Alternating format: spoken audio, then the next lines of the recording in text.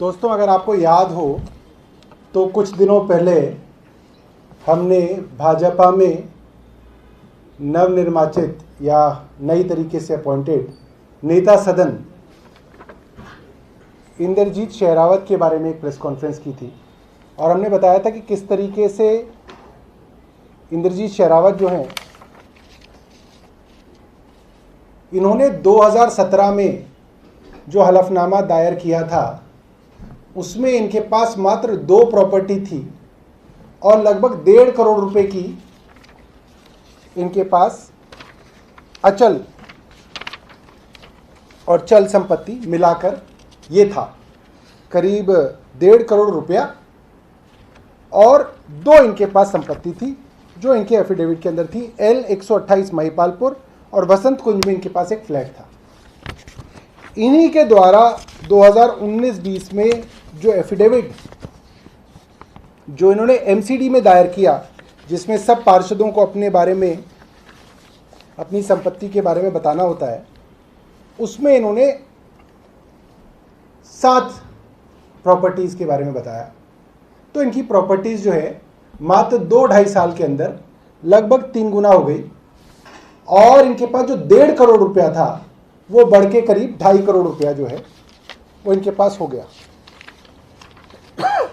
ये हमने पिछली बार बताया था कि इनके पास 1,24,40,315 रुपये थे जो बढ़कर 2,58,30,280 हो गए। उस प्रेस कॉन्फ्रेंस के बाद हमारे पास कुछ लोगों ने इनके बारे में और भी जानकारियां भेजी हैं और मैंने तब भी कहा था कि इनके बारे में और भी हमारे पास जानकारियां हैं जो आगे जो है हम आपसे साझा करेंगे। पार्षद बनने के बाद महिपालपुर में एक बड़ा होटल बन रहा है जो इनका है और जब वो होटल बनना शुरू हुआ तो बाकायदा एमसीडी कमिश्नर को इसकी शिकायत दी गई, एमसीडी के एक्सीएन को इसकी शिकायत दी गई, यहाँ तक कि फोटोज़ के साथ जो है भेजा गया कि इस तरीके से अनऑथराइज कंस्ट्रक्शन चल रहा है। और ये मैं आपको जो है हाई कोर्ट की के अंदर जो रिट डाली गई वो है जिसमें इनका नाम दर्ज है काउंसलर साहब का, और हाई कोर्ट ने भी एमसीडी को इसके ऊपर एक्शन करके स्टेटस रिपोर्ट देने के लिए कहा है। और मैं आज की आपको स्थिति दिखाऊं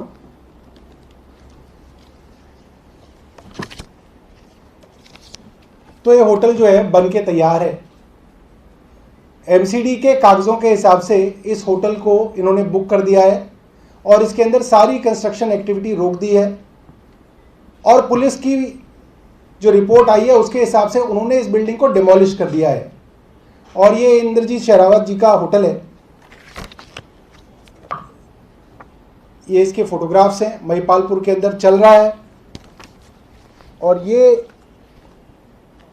एक और प्रूफ है, होटल द ओरिएंट के अंदर फायर डिपार्टमेंट में जो लाइसेंस अप्लाई किया है खुद इंद्रजीत शेरावत ने इसके अंदर अप्लाई किया हुआ है, जिनको अब नेता सदन जो है भाजपा ने बनाया है दक्षिण दिल्ली नगर निगम का। इसमें इनके हस्ताक्षर हैं और इनको इस होटल का मालिक यहाँ पे जो है दिखाया गया है।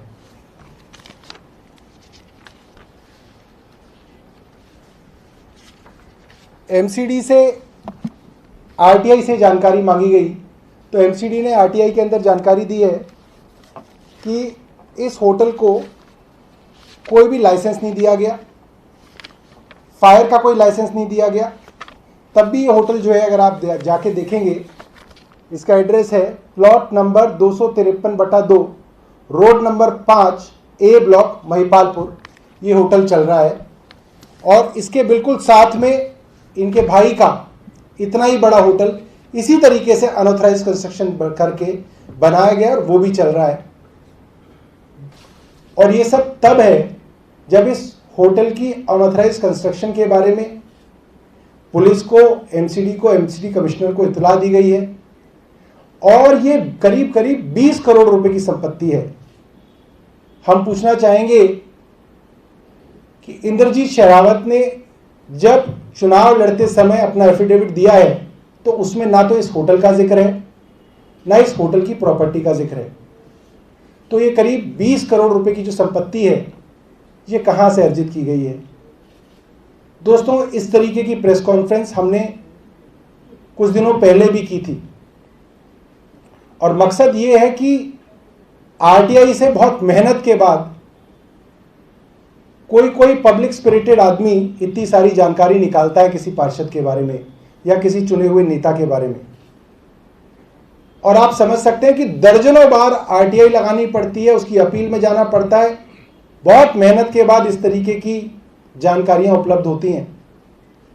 तो मेरी अखबार वाले मित्रों से और टीवी के मित्रों से ये गुजारिश रहेगी कि इस खबर को आप प्राथमिकता से छापें ताकि इस तरीके की चीजों पर रोक लग सके।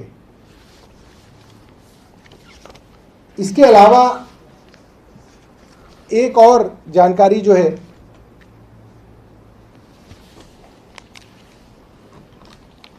मैं आपके साथ साझा करना चाहता हूं। काउंसलर बनने के बाद वसंत कुंज में इन्होंने एक फ्लैट की जानकारी दी थी जो कि इनके एफिडेविट में भी है। वहां पे भी इन्होंने अनऑथराइज कंस्ट्रक्शन करके डीडीए के फ्लैट्स के ऊपर सेकंड फ्लोर और फर्स्ट फ्लोर ही अलाउड था, इन्होंने उसके ऊपर 2 फ्लोर और डाले हैं। ये इनके फ्लैट के नंबर्स हैं और ये इसकी कंस्ट्रक्शन है। आप देख सकते हैं ग्राउंड फ्लोर है, ये फर्स्ट फ्लोर है, सेकंड फ्लोर है। इसके ऊपर 3rd और 4th फ्लोर भी कुछ ही दिनों पहले इनके पार्षद बनने के बाद इन्होंने बनाया है। इसकी कंप्लेंट्स भी जब ये बन रहा था तो एमसीडी कमिश्नर को दी गई और उन्होंने कागजों में जवाब दिया कि इसके ऊपर कार्रवाई की गई है, मगर कोई कार्रवाई जो है आप देख सकते हैं यहां पे नहीं की गई है। और बहुत हास्यास्पद बात यह है कि जो होटल जो इन्होंने बनाए हैं, जिसका पैसा इनके पास कहां से आया इसके बारे में कोई जानकारी नहीं है, उनके बारे में भी जब पुलिस से आरटीआई लगा के पूछा गया तो पुलिस ने बोला कि हमने इन बिल्डिंग्स को डिमोलिश कर दिया है। और आप देख सकते हैं ये होटल जो है बाकायदा बने हैं और उसके बाद ये चल भी रहे हैं। तो ये हमारी एक प्रेस कॉन्फ्रेंस थी और इसके बाद एक और टॉपिक के ऊपर हम लोग शुरू करेंगे।